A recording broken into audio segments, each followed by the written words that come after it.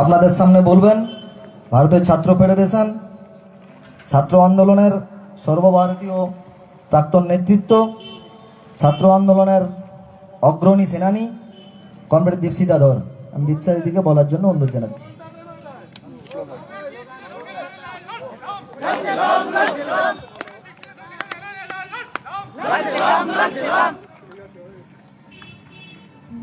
হে মহাজীবনার কাপন,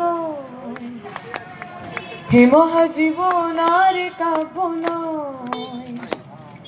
এবার কঠিন কঠোর গদ্যে হানো, বদলালিত ঝঙ্কার মুছে যা, গদ্যের করা হাতুড়ি আঘাত হানো। আহা হা হা হা হা হা হা,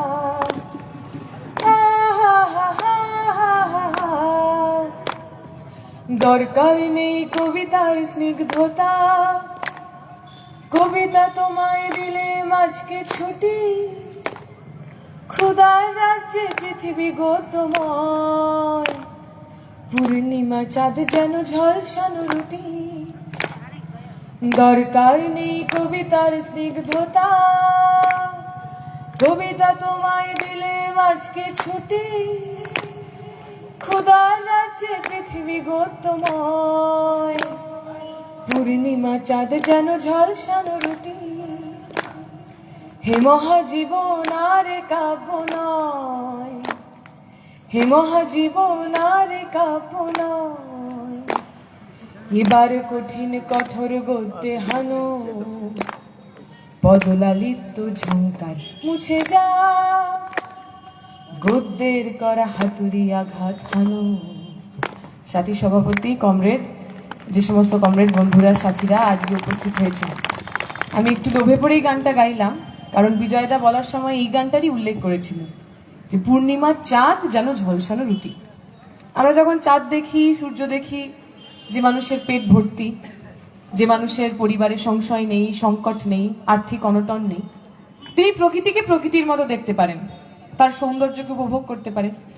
কিন্তু যে মানুষের পেটে খিদে, সেই মানুষের কাছে পূর্ণিমার চাঁদ আর শুধু সৌন্দর্যের প্রতীক হয়ে ওঠে না, তার কাছে পূর্ণিমা চাঁদ তার পেটের ভিতরের যে খিদে, তার সবচেয়ে বড় আকাঙ্ক্ষার যে বস্তু, সেই খাবার, সেই ঝলসানো রুটি হয়ে ওঠে। আজকে আমরা যখন সুকান্ত ভট্টাচার্যকে স্মরণ করছি, সুকান্ত ভট্টাচার্যকে স্মরণ করা জরুরি, কারণ যে কথাগুলো উনি লিখে গেছিলেন, যে সময় উনি কবিতা লিখছেন, তার আগে রবি ঠাকুররা বাংলার বুকে বাংলায় কবিতা লেখার একটা লম্বা ট্র্যাডিশন তৈরি করে দিয়ে গেছেন, যেখানে প্রকৃতি নিয়ে প্রেম আছে, ইংরেজিতে বলে রোম্যান্টিসিজম রয়েছে, ভালো লাগা রয়েছে, ভালোবাসা রয়েছে, সব রয়েছে। সুকান্ত ভট্টাচার্য বলতে চাইলেন যে কবিতায় শুধু ভালোবাসার আর প্রেমের কথা বললে হবে না। আমার দেশের একটা বিপুল অংশের মানুষ, আমি আপনি, আমরা যারা আজকে এই সভায় এসেছি, এখানে যে মায়েরা বসে আছেন, যারা ছোট্ট বাচ্চাটাকে সঙ্গে করে নিয়ে এসেছেন, ওখানে যে বাবারা বসে আছেন, যারা এখনো প্রতিদিন তার বাড়ির ছেলেটার মেয়েটার ভবিষ্যৎ নিয়ে চিন্তিত থাকেন, এমন বহু মানুষ রয়েছেন যাদের কাছে চাঁদ দেখার সময় নেই, নদী দেখার সময় নেই, সবুজ গাছ দেখে গান গাওয়ার অবকাশ নেই, তারা বেঁচে থাকার জন্য লড়ছেন। সুকান্ত ভট্টাচার্যরা সেই শ্রমজীবী মানুষের আওয়াজ হয়ে উঠেছিলেন। কিশোর কবি সুকান্ত ভট্টাচার্য কম বয়সে মরে গেছেন, কিন্তু ওই অল্প কয়েকটা জীবনী, ওই অল্প কয়েক বছরের জীবনী উনি যা সৃষ্টি করে গেছেন, তা আমাদের সবার জন্য পাথেয়। আমি দেখছিলাম কিছুদিন আগে শতরূপদা একটা ডিবেটে কোথাও গেছেন, সেখানে তিনি বলছেন যে আমরা সবাই আসলে তৃণমূল, বিজেপি, সিপিএম, আমরা সবাই বাংলাকে বাঁচাতে চাই বা ভারতকে ভালো রাখতে চাই, আমরা সবাই দেশকে ভালোবাসি। তো তৃণমূল কি মনে করে? তৃণমূল মনে করে আমাদের বাংলার পাঠ্য বইতে সুকান্ত ভট্টাচার্যের পরিবর্তে মমতা ব্যানার্জির হিং টিং ছট, এপাং ওপাং ঝপাং, এই সমস্ত যদি লেখা যায় তাহলে খুব ভালো হবে। শতরূপদা বলছিলেন যে আমরা মনে করি যে যদি নতুন স্কুল কলেজ হয়, সেই স্কুল কলেজ যদি আমরা মনীষীদের জীবনী পড়াই, বিদ্যাসাগরের জীবনী পড়াই, কানুনগোর জীবনী পড়াই, তাহলে হয়তো আমাদের ছেলে মেয়েগুলো ভালো হবে। মমতা ব্যানার্জিরা মনে করেন সেই সবের দরকার নেই, তার পরিবর্তে বেচারাম মান্নার যদি নাকি জীবনী পড়া যায় তাহলে নাকি বাংলার ছেলেমেয়েরা ভালো হবে। শতরূপদা আরো বলছিল যে আমরা চাই কলকারখানা হোক, আমরা চাই নতুন নতুন শিল্প হোক, আর তৃণমূল বিজেপি চায় পশ্চিমবঙ্গের বুকে মন্দির হোক, মসজিদ হোক, যাতে তার বাইরে বাটি নিয়ে আমার আপনার বাড়ির ছেলেটা ভিক্ষা করতে বসতে পারে, কারণ ওদের কাছে ওটাই কর্মসংস্থান। এখন এই যে আমরা সুকান্ত ভট্টাচার্যের কথা, আমরা সুকান্ত ভট্টাচার্যকে আজকে স্মরণ করছি কেন? কারণ 11 সালের পর থেকে সুকান্তদের ভুলিয়ে দেওয়ার চেষ্টা হয়েছে। সুকান্ত ভট্টাচার্যরা যে লেখা লিখে গেছেন, এ বিশ্বকে শিশুর বাসযোগ্য করে যাব আমি, নবজাতকের কাছে আমার দৃঢ় অঙ্গীকার। এই বিশ্বকে শিশুর বাসযোগ্য করে যাবেন কি করে যদি আপনার 8000 স্কুল বন্ধ হয়ে যায়? এই বাংলা বাসযোগ্য হবে কি করে যদি বাংলা মিডিয়াম গ্রামের স্কুলগুলো বন্ধ হয়ে যায়? এই বাংলা বাসযোগ্য হবে কি করে যদি আমার গ্রামের খেটে খাওয়া মানুষ 100 দিনের কাজের টাকাটা আর পান না?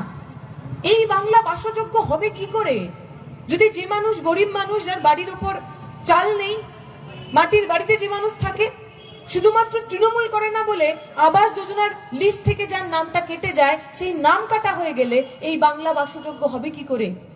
এই বাংলা বাসযোগ্য হবে কি করে যদি আমার আপনার পরিচিতি, আমি মানুষ, আমি শ্রমজীবী মানুষ, আমি কৃষক, আমি শ্রমিক, আমি জমিদার, জোতদার, এর পরিবর্তে আমার আপনার পরিচয় খালি হিন্দু অথবা খালি মুসলমানে আটকে যায়? বলুন, আমার বাংলা বাসযোগ্য হবে কি করে?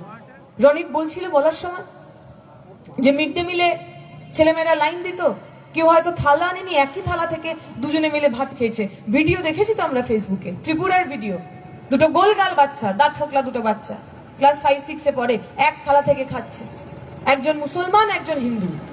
ওকে যখন নাম জিজ্ঞেস করেছে, ও নিজের নাম বলে নিজেকে ভুল করে হিন্দু বলে ফেলেছে আর বন্ধুকে মুসলমান বলে ফেলেছে। মানে এতটাই ওদের মধ্যে আত্মিক যোগ।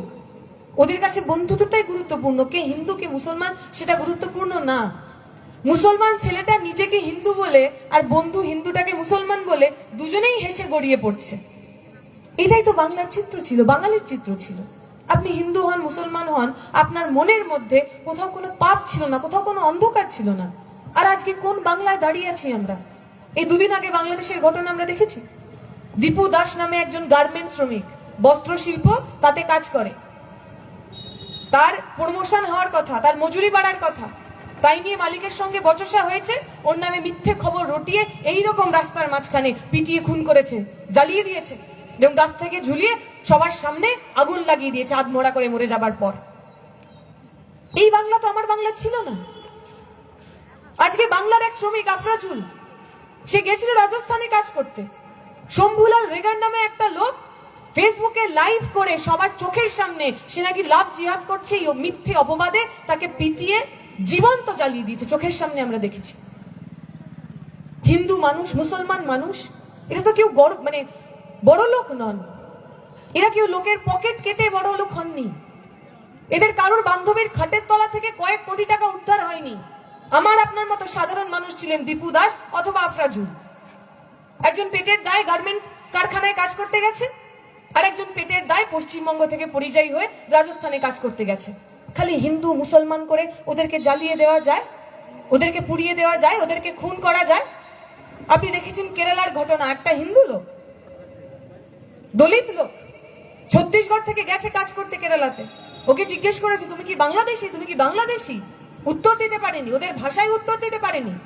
এমন বেধড়ক ওকে পিটিয়েছে, এমন নৃশংসতার সাথে ওকে হত্যা করেছে যে ওর যখন অটোপসি হচ্ছে ডাক্তারবাবুর অবাক হয়ে গেছে যে শরীরের একটা অংশ নেই যে অংশের মার পড়েনি, একটা অংশ নেই যে অংশে আঘাত নেই। এরকম হিংস্রতা ওরা দেখেননি। হিন্দু লোককে পিটিয়ে মেরে দিয়েছে, বলছে ও নাকি বাংলাদেশি।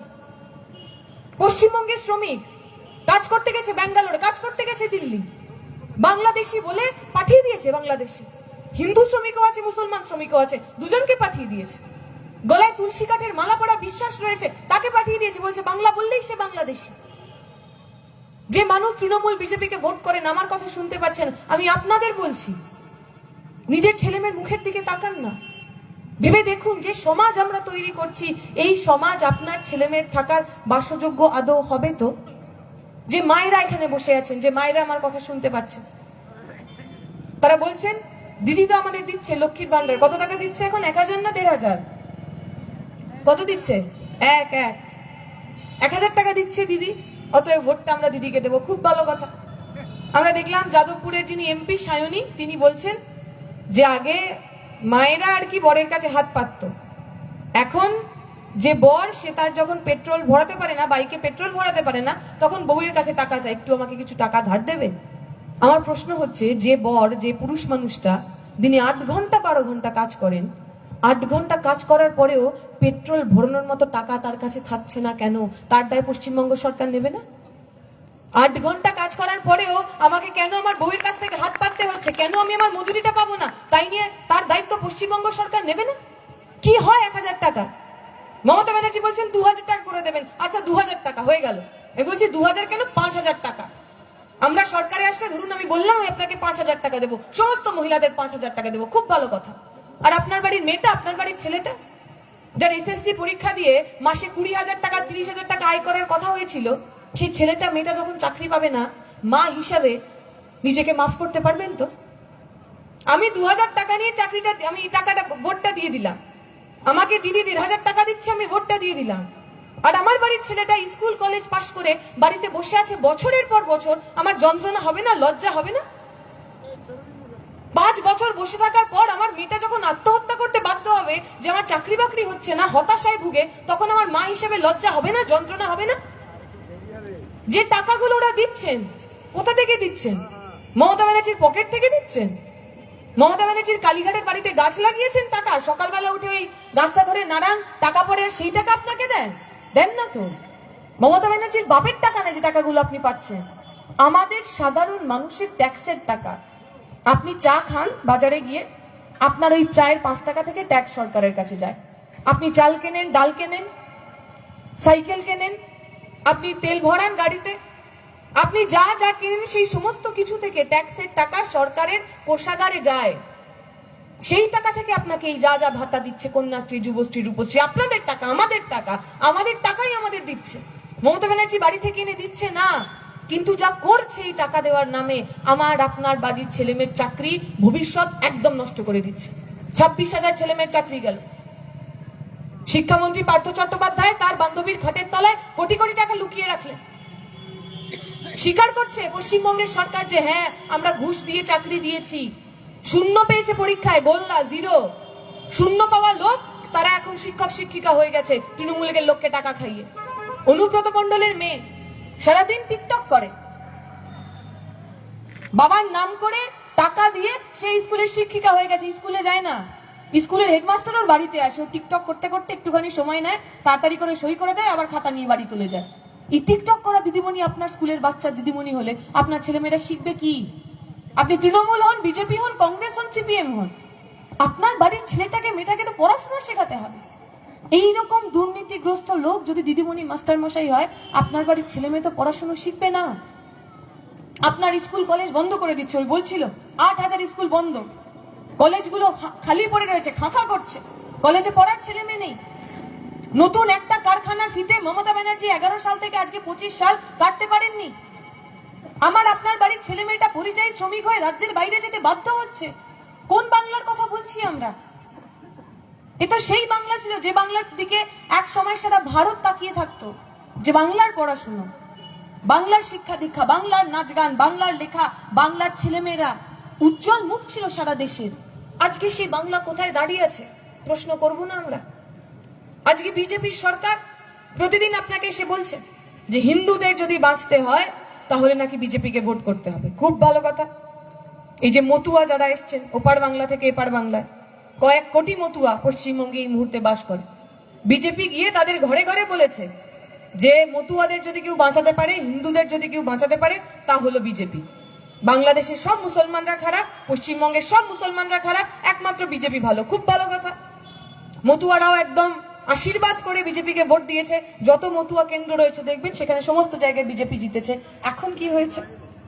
এসআইআর করার পর দেখা যাচ্ছে প্রায় 1 লক্ষ মতুয়ার নাম বাদ গেছে। এসআইআর এর আগে ওরা বাড়িতে গিয়ে গিয়ে বলেছে কোনো চিন্তা নেই, নাম বাদ গেলে যাবে, আমরা সিএ করব, সিটিজেনশিপ অ্যামেন্ডমেন্ট অ্যাক্ট লাগু করব, সবাইকে নাগরিকত্ব দিয়ে দেব। এখন কোর্ট বলেছে যে সিএ তে ওইভাবে নাগরিকত্ব দেওয়া যাবে না। এসআইআর এ যদি আপনার নাম কাটা যায়, আপনার নাম কাটা গেল, আপনি আর ভোটার অধিকার পাবেন না, ভোটার তালিকায় আপনার নাম উঠবে না। সিএ তে আপনি আপিল করবেন, আবেদন করবেন, তারপর যখন শুনানি হবে তারপরে গিয়ে আপনার নাম উঠবে, তাহলে এই এতগুলো বছর ওই লোকগুলোর কি হবে? ওই যে গরিব মতুয়া মানুষগুলো যারা হিন্দু হিন্দু হিন্দু নামে বিজেপিকে ভোট করলো, তাদের অবস্থা এখন কি হবে? নাগরিকহীন ভাবে তারা ডিটেনশন ক্যাম্পে যাবেন না বাড়িতে বসে পৌঁছবেন? প্রশ্ন করবেন না আপনি? যে নরেন্দ্র মোদীরা ধর্মের নামে আপনার কাছ থেকে ভোট নিল, সেই হিন্দু ধর্মের মানুষই বিজেপির সময় সবচেয়ে বেশি আক্রান্ত হলো, প্রশ্ন করবেন না? যে মতুয়ারা আজকে তারা এসে বলছেন যে তারা আর বিজেপিকে ভোট করবেন না, কারণ বিজেপি তাদের সঙ্গে দুশ্মনী করেছে, বিজেপি তাদের বিশ্বাসঘাতকতা করেছে। যারা মনে মনে ভাবছেন, আমার মাইকের আওয়াজ যতদূর পর্যন্ত পৌঁছচ্ছে, যে হিন্দু হিন্দুর নামে বিজেপিকে ভোট করলে হয়তো আমরা ভালো থাকবো, ওই মতুয়াদের জিজ্ঞেস করুন তারা কেমন আছেন, তারপর গিয়ে ভোটটা দেবেন। নরেন্দ্র মোদী 2014 সাল থেকে জবে থেকে ক্ষমতায় এসেছেন বারবার বলেছেন না 56 ইঞ্চির ছাতি। এখন 56 ইঞ্চি কত বড় হয়, মানে কোনো গরিলা বেগুন ছাড়া কোনো মানুষের 56 ইঞ্চির ছাতি তো হয় না। নরেন্দ্র মোদীর কিভাবে হয়েছে আমি জানি না। উনি বলেন যে 56 ইঞ্চির ছাতি দিয়ে উনি সমস্ত হিন্দুদের ভালো রাখবেন। আচ্ছা, জিজ্ঞেস করবেন, ভারতে প্রতিদিন অন্তত 12 জন কৃষক আত্মহত্যা করেন, কীটনাশক খেয়ে আত্মহত্যা করেন, তার ঘামের দাম, তার ফসলের দাম না পেয়ে আত্মহত্যা করেন। ওই 12 জন কৃষকের মধ্যে হিন্দুর সংখ্যা বেশি না? 2014 সালে নরেন্দ্র মোদী ক্ষমতায় আসার পর আমার দেশের সীমান্তে যে বিএসএফ থাকে, যে বর্ডার সিকিউরিটি ফোর্স, যে সেনা থাকে, 14 সালের পর সবচেয়ে বেশি সেনা দেশের বাইরে এবং সীমান্তে মারা গেছে নরেন্দ্র মোদীর সময়। ওই বিএসএফ যারা বাহিনী রয়েছে, বিএসএফ যারা সেনা রয়েছে, তাদের মধ্যে হিন্দু নেই। তাহলে ওই হিন্দুদের বাঁচানোর দায়িত্ব নরেন্দ্র মোদী নেবেন না কেন?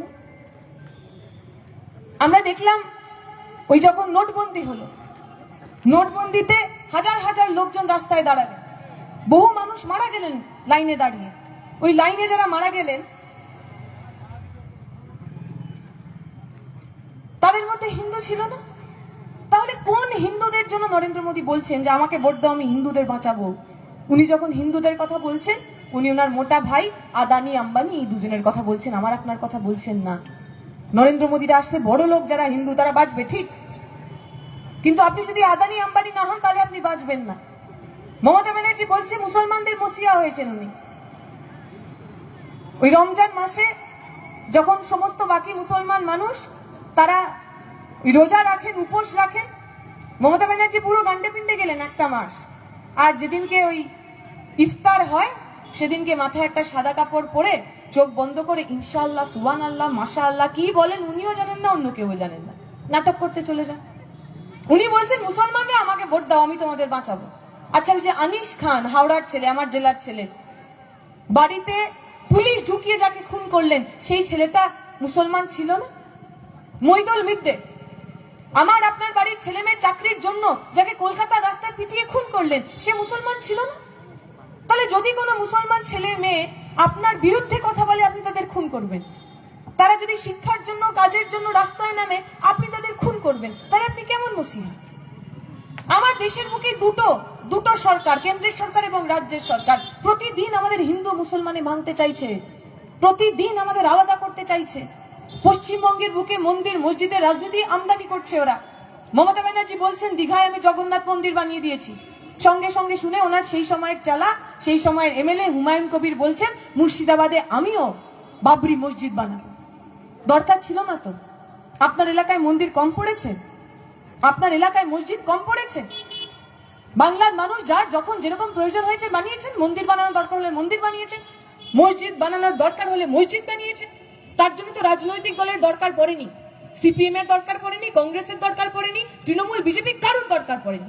ধর্মটা ব্যক্তিগত ব্যাপার, আস্থার ব্যাপার, বিশ্বাসের ব্যাপার, মানুষ করবেন যার যার মত। রাজনৈতিক নেতারা মন্দির মসজিদ নিয়ে রাজনীতি করবেন কেন? আমরা দেখছিলাম বেলডাঙ্গাতে যখন মসজিদ হচ্ছে, একটি ছেলে 10-11 বছর বয়স হবে, হাতে করে ইট নিয়ে যাচ্ছে, বলছে কোথায় যাচ্ছ? বলছে মসজিদের জন্য ইট দিতে। ওকে জিজ্ঞেস করছে রিপোর্টার, তুমি স্কুলে যাও না? বলছে না। বলছে তোমার স্কুলে যেতে ইচ্ছা করে না? বলছে না, স্কুলে যাওয়ার দরকার নেই, মসজিদ হলেই হবে। একটা 11 বছরের বাচ্চার তার স্কুল বেশি দরকার না মসজিদ বেশি দরকার? আমাদের মনে আছে অযোধ্যাতে যখন রাম মন্দির হচ্ছে, ওখানকার লোকেরা বলছিলেন কি নুন রুটি খাएंगे पर मंदिर यही बनाएंगे।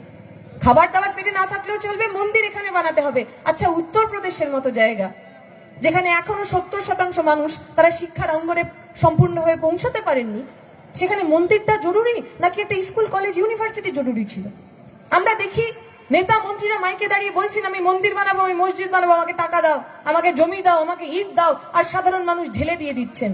আমরা তো বলছি 2026 সালে এমন লোককে ভোট করুন যারা এইরকম মাইকে দাঁড়িয়ে আপনাকে বলবে আপনার এলাকায় আমি একটা হাসপাতাল বানাবো, আমাকে জমি দিন, টাকা দিন, আমাকে আপনাদের সমর্থন দিন।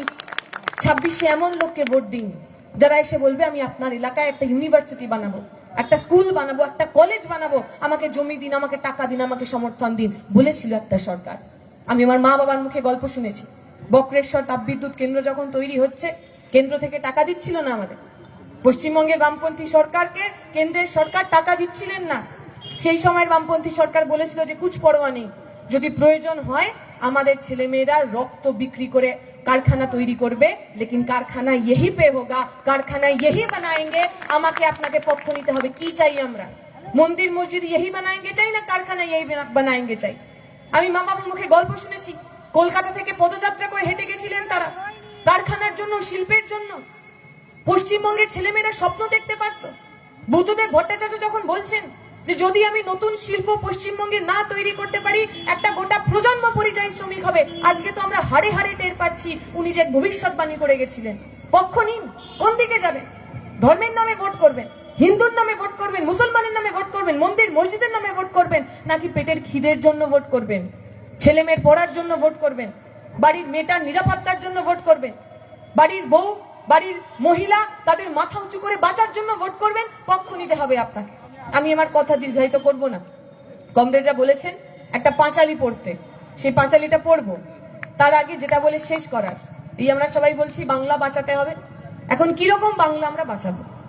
এই বাংলা তো সেই বাংলা যে বাংলায় ঈশ্বরচন্দ্র বিদ্যাসাগরেরা জন্মেছেন। যে ঈশ্বরচন্দ্র বিদ্যাসাগর খালি মাইকে দাঁড়িয়ে ভাষণ দিতেন না, তিনি যখন বিধবা বিবাহের কথা বলছেন, নিজের ছেলের সাথে এক বিধবার বিয়ে দিয়ে তিনি প্রচলন করেছিলেন বিধবা বিবাহের।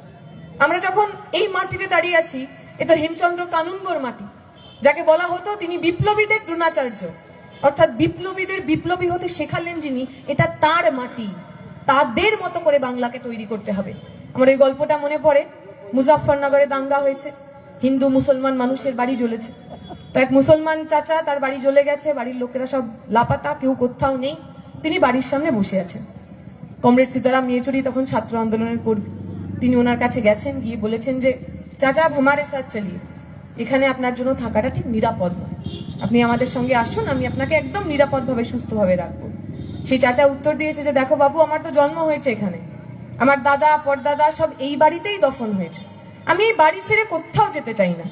তবে বাবা তুমি যদি নিয়ে যেতে পারো তাহলে আমাকে জ্যোতিবাবুর বাংলায় নিয়ে যাও। আমি শুনেছি জ্যোতিবাবুর বাংলায় দাঙ্গা হয় না, জ্যোতিবাবুর বাংলায় হিন্দু মানুষ মুসলমান মানুষ শান্তিতে থাকেন। সেই বাংলা, যে বাংলা মরুভূমিতে মরুদ্যানের মতো ছিল, যে বাংলায় সারা বিশ্বের লোক, সারা দেশের লোক শান্তির খোঁজে আসতো, সেই বাংলাকে বাঁচাতে হবে। তৃণমূল বিজেপি ওরা আপনাকে চাকরি দেবে না, ওরা আপনাকে শিক্ষা দেবে না, তার পরিবর্তে হাতে লাঠি তলোয়ার তুলে দেবে যাতে আমরা একে অপরের রক্তে হোলি খেলতে পারি। আমরা বলছি 26 সালে সঠিক জায়গায় ভোট দিন। যে ছেলে মেয়েগুলোকে তৃণমূল বিজেপি হাতে অস্ত্র তুলে দিল, সেই সমস্ত শিক্ষিত বেকারের হাতে আমরা সাদা চাকরির খাম তুলে দেব। আপনি পক্ষ নিন, কাদের সঙ্গে থাকবেন? চাকরির সঙ্গে থাকবেন না দাঙ্গার সাথে থাকবেন? আমি আমার কথা এই বলেই শেষ করব যে পাঁচালির কথা, যে পাঁচালি আমাদের বলতে হবে। আমি পাঁচালিটা বলবো আর আপনাদের কি বলতে হবে সঙ্গে সঙ্গে? আহা বেশ বেশ।